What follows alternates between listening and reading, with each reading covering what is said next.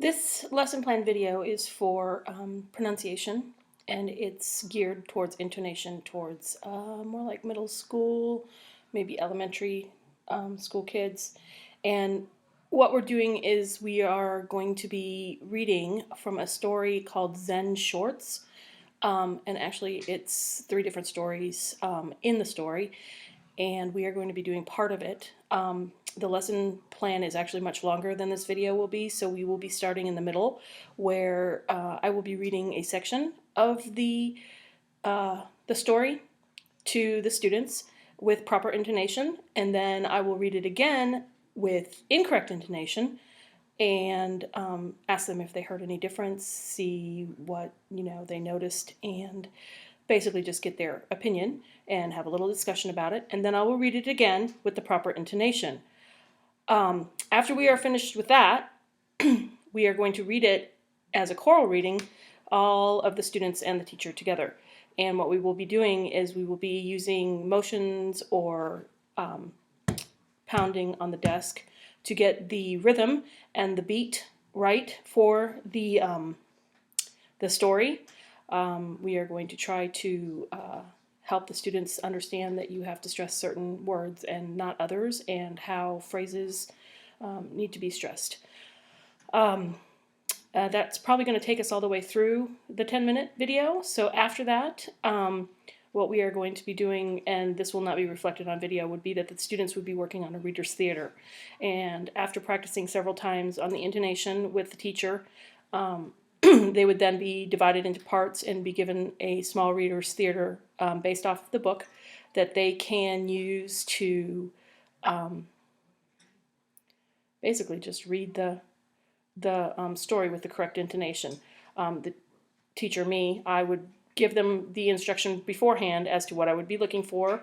I would also give them plenty of time to practice and go over it in class with them myself several times before the groups were split up to perform the reader's theater for each other. There would be also the possibility of having them have handouts from the of the reader's theater, where we could actually mark the intonation on that so that they could have help with that too. So that's what this is, and we are going to start with the story. As you know, we're talking about the way English sounds when we say it, right? It's called intonation. So it's how we make it sound like music.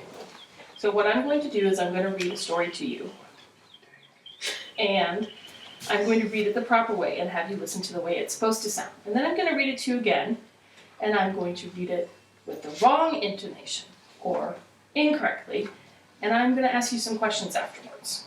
So here's the story. "Michael, there's a bear outside," said Carl. "Oh, what?" called Michael. "A bear. He's really big, and he's in the backyard." "What's he doing?" Michael asked. "He's sitting. He has an umbrella." "An umbrella?" By the time the boys got outside, their sister Addie was already talking with him.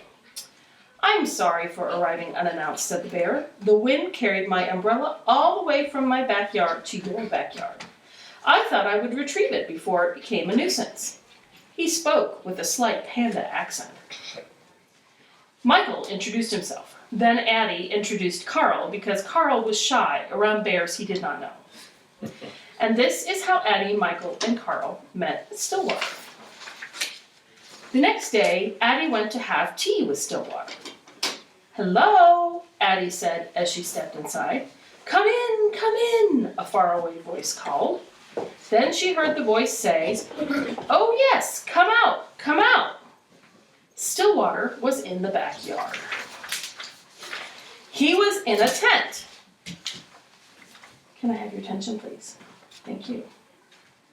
"This is a birthday present from my Uncle Rye," Stillwater said. "He always gives presents on his birthday to celebrate the day he was born. I like it so much that I'm not staying in my house right now."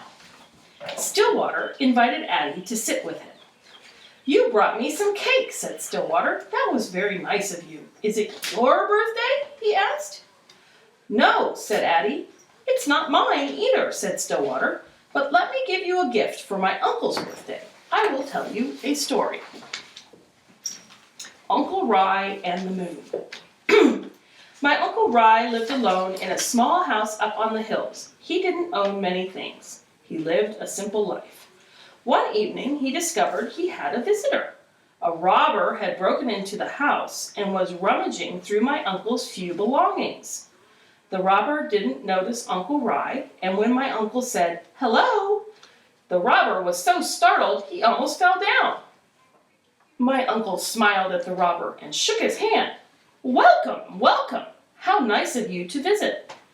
The robber opened his mouth to speak, but he couldn't think of anything to say. Because Rye never lets anyone leave empty-handed, he looked around the tiny hut for a gift for the robber, but there was nothing to give. The robber began to back toward the door. He wanted to leave. At last, Uncle Rye knew what to do. He took off his only robe, which was old and tattered. "Here," he said, "please take this." The robber thought my uncle was crazy. He took the robe, dashed out the door, and escaped into the night. My uncle sat and looked at the moon, its silvery light spilling over the mountains, making all things quietly beautiful. "Poor man," lamented my uncle. "All I had to give him was my tattered robe. If only I could have given him this wonderful moon." "Your uncle sounds nice," said Addie. "I don't think I could have given away my only robe." "I know how that is," said Stillwater. "There's always the moon." "That was a very good story," said Addie. "Thank you," said Stillwater. "And this is good cake." "Thanks," said Addie. "I made it myself." Okay, now I'm going to read the story Uncle Rye and the Moon again, but we're going to start from where it says Uncle Rye and the Moon. And I'm going to read it incorrectly with the incorrect intonation. I'm going to try to do this. It's very difficult because my voice is used to doing it the right way. So, Uncle Rye and the Moon. My Uncle Rye lived alone in a small house up in the hills. He didn't own many things. He lived a simple life. One evening, he discovered he had a visitor. A robber had broken into the house and was rummaging through my uncle's few belongings. The robber didn't notice Uncle Rye, and when my uncle said, "Hello," the robber was so startled he almost fell down. My uncle smiled at the robber and shook his hand. "Welcome, welcome. How nice of you to visit." The robber opened his mouth to speak, but he couldn't think of anything to say. Because Rye never lets anyone leave empty-handed, he looked around the tiny hut for a gift for the robber, but there was nothing to give. The robber began to back towards the door. He wanted to leave. At last, Uncle Rye knew what to do. He took off his only robe, which was old and tattered. "Here," he said, "please take this." The robber thought my uncle was crazy. He took the robe, dashed out the door, and escaped into the night.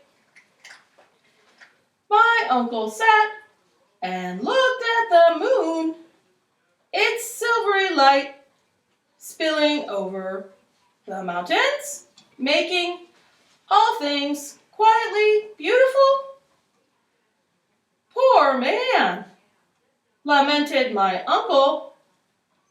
"All I had to give him was my tattered robe. If only I could have given him this wonderful moon. Okay, we'll stop there because that's the actual story in the story. You notice a difference? Yes. Is it very difficult for you to follow? Yes. It doesn't flow. The story doesn't flow. At all, does it? So, language is like a music, right? And it has a rhythm. And if you are speaking in your native language, there's a rhythm that's very easy for you to relate to. And like for me, it's very difficult for me to read that in an incorrect intonation. And I keep slipping back into it. But that's something that we need to learn. So what we're going to do is we are going to practice reading this together, and we are going to read it with the correct intonation after I've read it one more time correctly. And then what I'm going to do is show you some tricks on how to actually use the correct intonation and figure out what the correct intonation is.